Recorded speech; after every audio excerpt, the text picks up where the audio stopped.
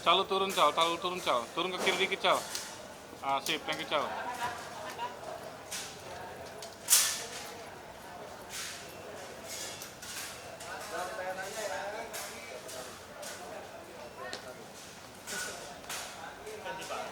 Ya dia maju lagi.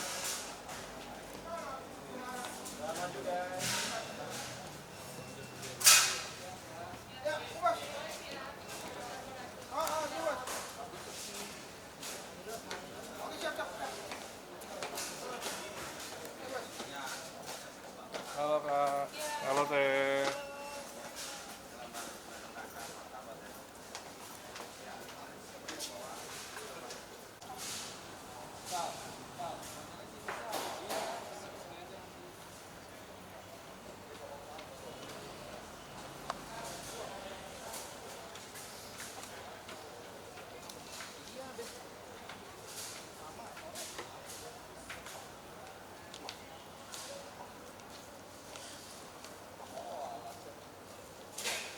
Kita lihat nanti setelah selesai laporan baru kita jelaskan lebih dalam. Bang, ini atas dasar masukan Komnas Perempuan tadi bukan sih Bang?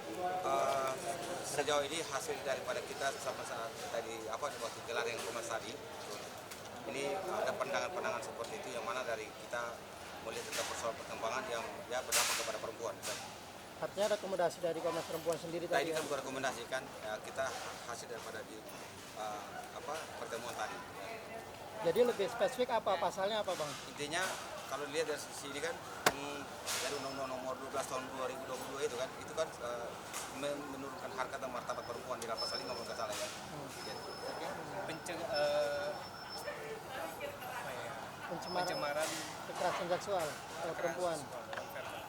Oke, kita masuk dulu ya. Kami tadi seperti teman-teman ketahui, kami baru dari Komnas Perempuan, di mana kami berkonsultasi lebih lanjut atas dugaan tindak pidana kekerasan seksual ya terhadap klien kami yaitu Nopi. Dan pada hari ini kami tim kuasa hukum langsung melaporkan ke Polda Metro Jaya dengan bukti laporan 7554 dengan terlapor inisial AL. Apa itu dulu udah jelaskan tadi? Ini tindak pidana kekerasan seksual yang dilakukan secara verbal. Pasalnya sendiri dan ancaman. Pasalnya nanti tanya di penyidik ya. Ancamannya akan diperberat ketika orang itu sudah dianggap mengerti hukum ya. Jadi ancaman dari pasal ini akan diperberat 1/3 ya. Mbak, unsur yang apa menjerat di kekerasan seksual itu di mana Mbak? Jadi gini, kalau dilihat dari undang-undang ya nomor 12 tahun 2002 tentang yang disampaikan oleh rekan pengajar tadi, ada yang tertuang dalam pasal 5. Ya, di mana hal berkaitan dengan seksual itu diumumkan dan merendahkan martabat daripada pedofil.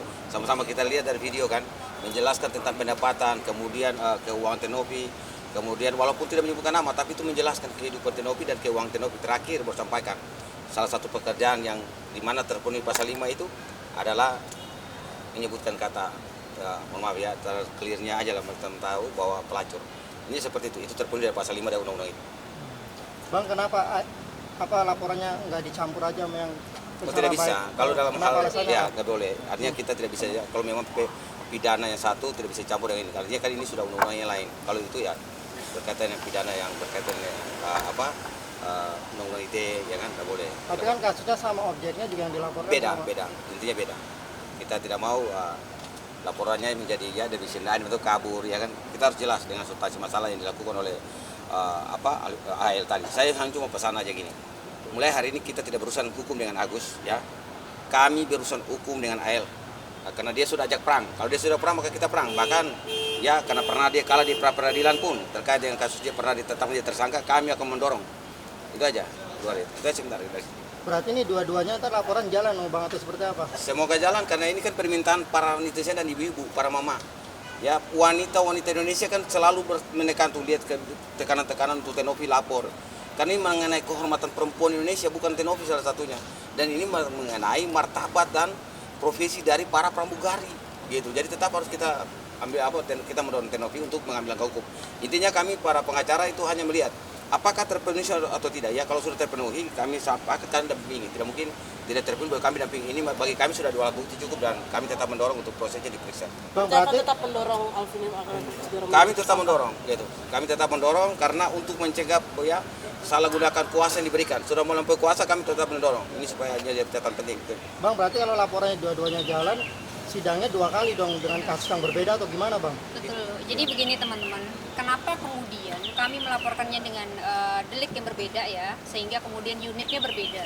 Satu unitnya cyber, satunya umum gitu. Jadi pasti akan berbeda nih gitu. Terus kemudian tempus locusnya juga berbeda gitu. Jadi pasal yang menjeratnya juga berbeda, tentu akan berbeda. Kak, ini kan menyangkut soal profesi yang dulu disebutkan oleh pihak kamu. Apakah akan meningkat Atau ada beberapa profesi yang bantu untuk melakukan atau seperti apa yang mendorong Profesi ini apa ya? dari Oh, kita belum sampai ke sana ya, tapi kemungkinan besar kami rasa akan ada ya, karena ini kan Teknopi ini salah satu contoh perempuan yang mandiri kemudian direndahkan ya oleh oknum advokat ya. Tentu semua pun tidak akan terima ini terjadi gitu. Misalkan dengan kakak semua, kita punya orang tua perempuan di rumah, kita punya saudara perempuan, ketika direndahkan, ketika dia mempunyai penghasilan kemudian dia mandiri hidupnya, terus di dalam tanda kutip ya dinyatakan sebagai seorang pelacur padahal dia perempuan mandiri, itu kemudian tentu sangat mencederai. Akankah laporan ini akan dibawa kembali ke Komnas Perempuan? Bukan, jadi nanti laporan ini memang akan kami beritahukan ke Komnas Perempuan dan Komnas Perempuan nanti akan memberikan rekomendasi ya, rekomendasi. video ini mekanisme perpindahan paling dekat pemeriksaan dari panggilan atau seperti apa? Betul, dalam waktu dekat tentu kami menunggu panggilan ya, panggilan terhadap laporan-laporan Teknopi sebagai terlapor, sebagai pelapor ya. Dari bukan agendanya, Gimana? dari bukan agendanya panggilannya atau masih Kami tunggu dari penyidik ya.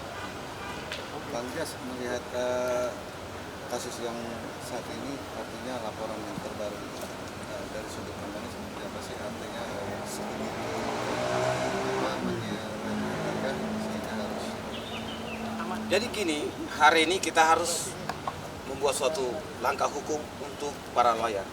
Dia seperti ini. Karena kalau tidak ke depan, hukum Indonesia dirusak. Setelah terima kuasa, bisa seenaknya kemana-mana. Gitu. Hari ini sebagai pengacara, saya harus mendorong tuh supaya kita menjadi dasar pilar bangsa untuk penegakan hukum itu jalan baik, ya kan? Kalau kita menerima satu kuasa atas satu perbuatan hukum, jangan kita menciptakan persoalan lagi, gitu. Ini kan sudah kemana-mana, jadi pada dasarnya saya juga sebagai pengacara dan mungkin banyak pengacara merasa jijik dan malu dengan pernyataan dan statement yang keluar dari kuasa yang diberikan dari Agus kepada tim kuasa hukumnya, gitu.